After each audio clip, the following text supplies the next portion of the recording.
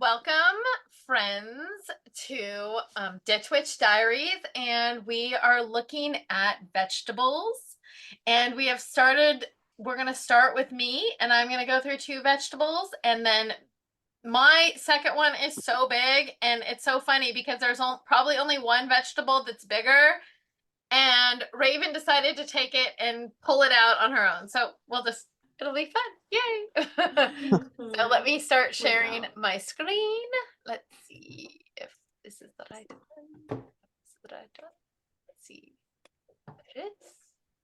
Okay.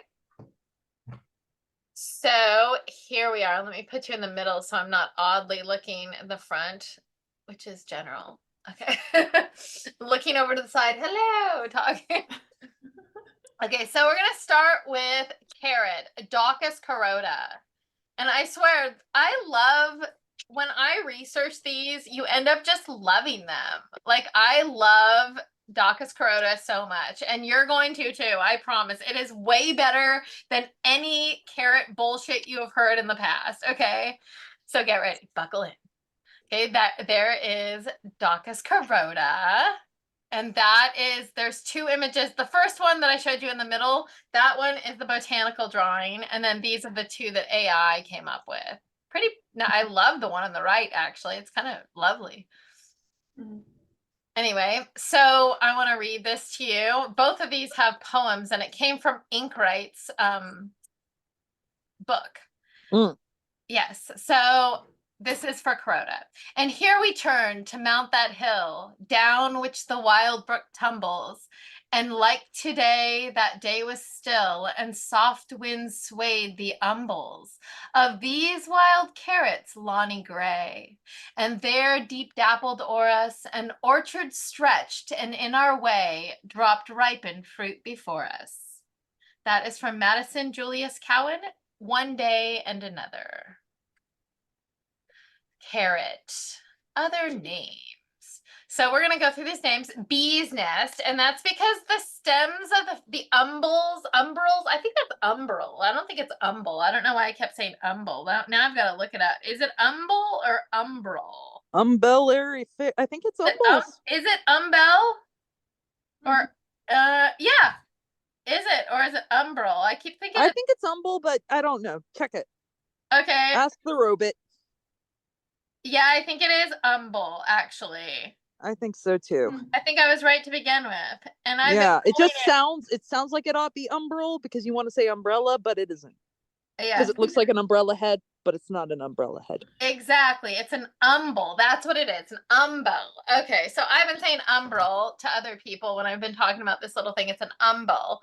And it's like a concave, like a semicircular, an umbrel, or like these little, like, so it's from one stem and all these little stems come up from it. And at the top are either the little flowers or more umbels. Like they can be like double umbels even. And flowers and some, but not with Daucus. Daucus is just one with a flowering head.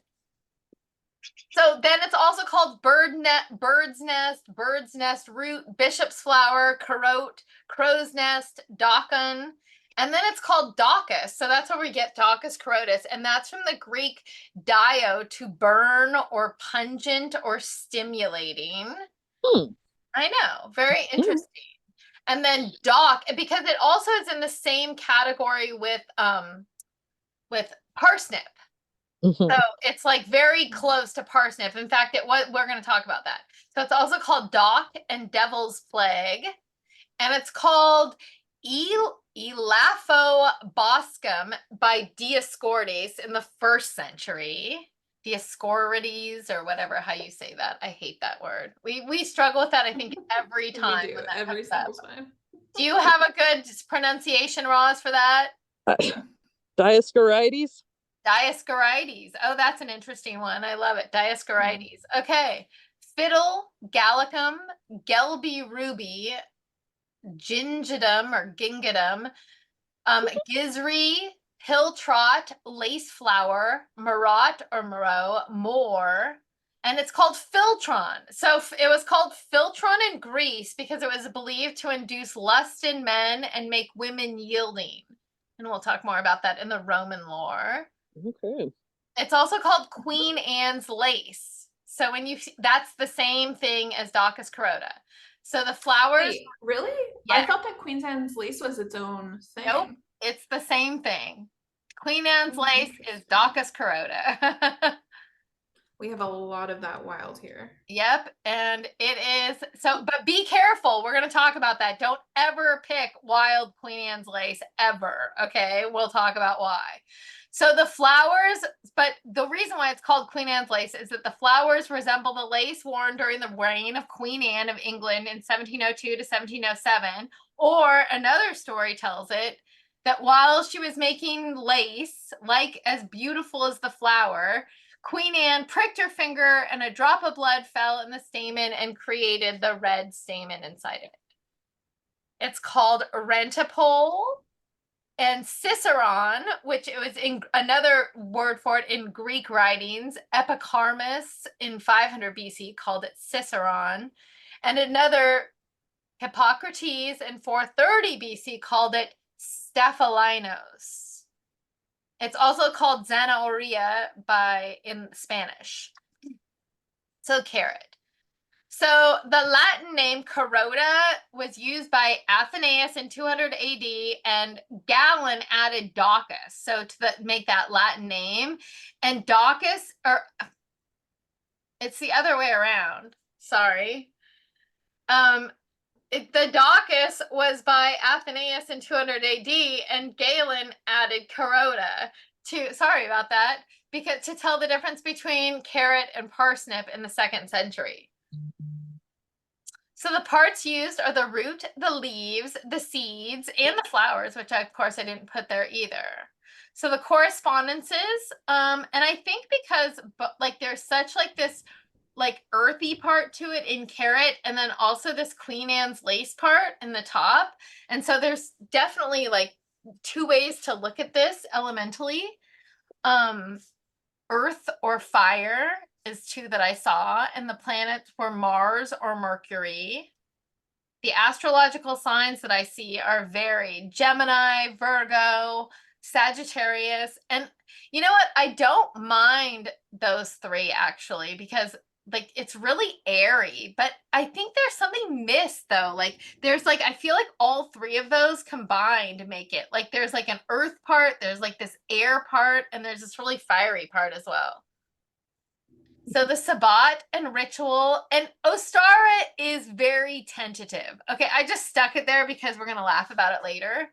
So anyway, the chakra is that it's said to balance the solar plexus, and the goddesses, not very many goddesses, Aphrodite and Venus. So the plant information. So wild carrots are more medicinally potent than like cultivated carrots. And it's a biennial plant. That means it completes its lifespan in 2 years, like mullein. And I think we had another plant that was like that we talked about recently. So this is why you don't want to go picking Queen Anne's lace, okay? Because it looks very similar to poison hemlock and a couple different very poisonous plants, including another one called Heracleum Montagasium, which is giant hogweed, and that like immediately creates boils and scars upon touching. So very dangerous plants look like Daucus carotis. And supposedly the way to tell the difference from hemlock is that you say the queen has hairy legs. So, but you know what? I don't know if that's true, because I went up to a carrot plant like in I went up to a carrot plant growing recently, and I was like, is this hairy? And it wasn't, I don't know. It didn't live up to like the hairiness that I wanted it to be differentiating it from hemlock. My gosh. Anyway, it certainly wasn't like borage. Borage is like a prickly mess. Like the whole stem of it is like a hairball. So anyway. So it's part of the famous mirepoix, which is carrots, onion, and celery. And that's for food. And then in India and China and Japan, they established carrots as a food crop by the 13th century. However, it wasn't well known in Europe until the Middle Ages. So prior to 16th century, scholars even doubt that there were orange carrots. Okay, so carrots until recently, they weren't even orange. Like this is a recent phenomenon. They were yellow, purple, red, and black. So the first one about the lores and stories and cultural import is Babylon. So it is in 18th century, they listed amongst a list of aromatic plants growing in a garden. So it wasn't being grown for being eaten for carrots. It was being grown for the fragrance of even the seed fragrance as an aromatic. So then we go to Rome. Don't you love this picture? I know. The pictures are great. This is a great picture because 37 to 41 AD, Caligula, he's like all invested in the story of, that's why it's called Philtron. And he forces his courts to eat carrots so he can watch them rut like wild beasts. So I know. Okay. I know. In Egypt, okay, so it's very important in Egypt. In Egypt, there's temple drawings from 2000 BC depicting purple plants, and they're believed to be purple carrots.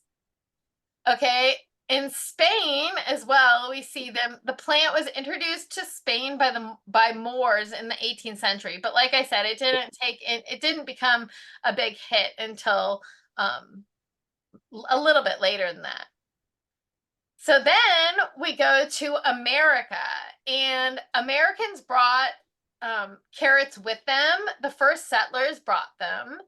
And the Dutch in the 17th century, this is when we think that orange carrots came into being, is because the Dutch started cultivating orange carrots. And the lore is, okay, so now we have to differentiate. This is really a point where they don't think this story is true. So I'm just going to tell you, there's like a carrot museum, I think even in like Amsterdam maybe, that like talks about this and says that this story is like just a lore. Okay, it's not really it's not a true story about how Apocryphal. Yes. So the Dutch, but the story is that the Dutch created orange carrots as a tribute to William of Orange, who led the Dutch in the fight for independence from Spain.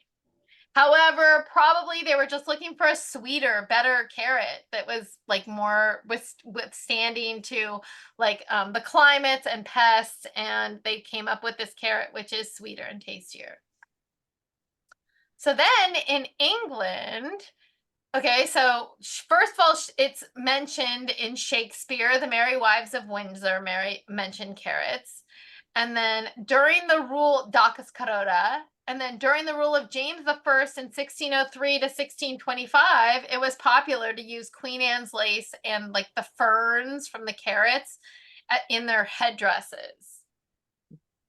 There is a wine that's made from the root as well, from carrot, and there's also a carrot liqueur. I didn't put that down. I don't know why, but because it's from someplace else. That's why it's not from England. But England makes a wine from carrot. And then also Dr. Carrot was like a character in England among other like a panoply of like vegetable characters. And this was introduced like at the time of the war to get people to plant victory gardens and to like eat more vegetables that were grown at home. And so they introduced like this Dr. Carrot character. And the Royal Air Force, there's a myth that eating carrots allows you to see in the dark or makes your eyes better. And that's really a myth. And it was promoted by the Royal Air Force. Like, it doesn't really allow you to see in the dark. But there is a sadness about this, okay? Because Queen Anne this is the name of Queen Anne's lace, but there's like another lore that's like a deadly lore about Queen Anne's lace, because Queen Anne was pregnant 17 times and she had 12 stillbirths. That means she carried 12 pregnancies to term and pushed out a dead baby. That's gnarly. That's fucking insane. That's like, I can imagine nothing worse in my life than that. That is the saddest, most horrible thing. And then of the 5 children that lived, 4 died before the age of 2. So she only has like 1 kid. It's like what a sad story of her children. So I'm sure there's a lot of grief that is in this story about Queen Anne that we probably should honor if we're calling it a plant by her name, you know? So then this is where we have that liqueur. So in France and Germany, a spirit is distilled from carrots, and it says that it produces more spirits than potatoes. Makes sense. More sugar. Exactly. And now Bugs Bunny. This is Oh, this is so crazy. I am amazed by this story. Amazed by this story. Here we go. Rabbits don't like carrots. They don't eat carrots ever. Carrots are a pain for them to dig up. Rabbits don't eat carrots. The whole myth of the bunny eating the carrot is because of Bugs Bunny. Okay, so now get this. Bugs Bunny, though, is a portrayal of another character. Okay, Bugs is actually a spoof of Clark Gable in It Happened One Night, whose character was constantly eating carrots. Okay, so it's the association with rabbits and carrots and even like Easter, this whole thing is like totally mythologized, like made way bigger, like this a star connection. Even, I mean, it is a spring thing, but it's like that connection with rabbits and everything that is, and bunnies eating carrots is Bugs Bunny. It's crazy. I had no idea. So the magical property. Okay, so if someone picks Queen Anne's lace and brings it home, their mother will die. There's like death. don't step I on know. a crack or you'll fall and break your back. Well, I think it probably has to do with two things because it looks a lot like deadly plants. Hemlock. Yes, and also the lore about death surrounding it. There is an association with death. So also blood, it can substitute for blood in the spell because they say that there's a tie to Queen Anne's blood in that center, like stamen of it. So I don't know if you think that I just use my own blood. So, but I don't know how much blood you're looking for, but Why do I want Queen Anne's blood? I don't know, or I have no idea. I couldn't even imagine. Some people don't like to do their own, they don't like blood magic, so they'll like want they want a what's it called? A substitute. Vegan mix. Yeah. And so it's women's magic. So if a woman who is true to herself plants carrots, they will thrive. I love this mythology we're finding everywhere. It's tied to fertility. So of course, so now we go back to Greece and that whole thing about running around and philtron and the whole thing. So to conceive, make, and carry or wear a pink sachet using a full flower cluster of Queen Anne's lace. It's also good for lust and impotence. And it's supposed to align the third eye and crown chakra, but we saw it attached to other chakras as well. So take it how you will. Okay, so the flower also has symbolic meaning, like in there's like an English book of like flower meanings or whatever. Yes, I know what you mean. Flower meanings, and its meaning is "do not refuse me." I kind of like that. I'm gonna start sending that to people. Big clusters of Queen Anne's lace. And there was a show on, shout out to Amazon Prime. There was a show that was with Sigourney Weaver that was about the flowers of somebody. Oh my gosh, it was remarkable, the show. It was such a good series, and it was all about symbolic use of flowers, and they would give messages to each other with these flower bouquets. And then they would put like underneath it, like what they were and what they meant. It was an amazing Oh, cool. show. Yeah, so highly recommended. Look up that show. I don't quite know what it is. I can't remember the name, of course, but Sigourney Weaver, The Flowers of Someone. yeah, exactly. Anyway, the Flower Show with Sigourney Weaver on Amazon Prime. Go look it up. Okay, so they also symbolize fantasy or haven and sanctuary, spiritual clarity as well. Increased intuition and insight while keeping grounded. And good, and I think that so these bottom ones, so there's a lot of this like haven sanctuary. I would say these probably bottom ones are with the carot, the root, and these probably top ones are with the Queen Anne's lace. Like there's, although the fantasy could be like there's a whole Bugs Bunny fantasy in modern lore that could be it's perpetrated. So I always like to go back and find out why we're doing these magical things, you know? Mm-hmm. So good intentions. It's also tied with good intentions. I thought that a couple times, especially in spells, although I don't know what good intentions have to do with the price of tea in China. Like, why are you doing magic for good intentions? You either have, do you want other people to have good intentions of you? Like, what's the story with your good intention? Maybe you think your intentions aren't good I and don't know. you want to cultivate some better intentions? Better intentions for yourself, perhaps. Yes, maybe. Perhaps. Yeah. You could have a carrot. Your intentions are shitty. Here, have a carrot.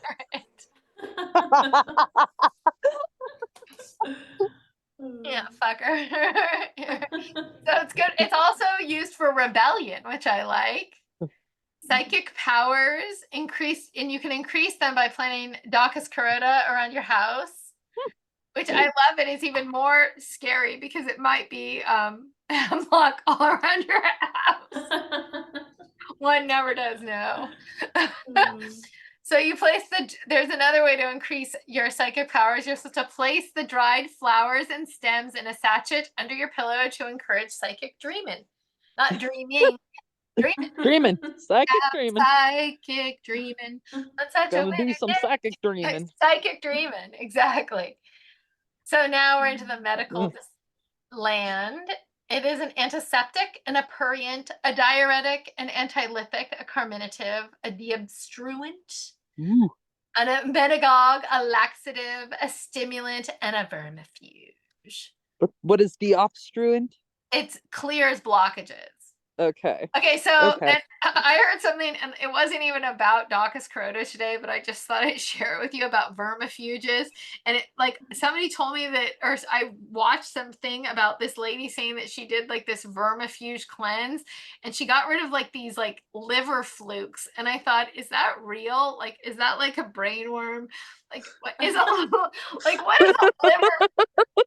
Like, is a liver fluke? Like, do we carry who has a liver fluke inside? Are there liver flukes? Yeah, do I have a liver fluke inside me? Do we all have liver flukes? Should we be taking vermifuge like medicinal to get rid of the liver flukes? She said there was all sorts of positive benefits when she got rid of the anyway, so we'll see.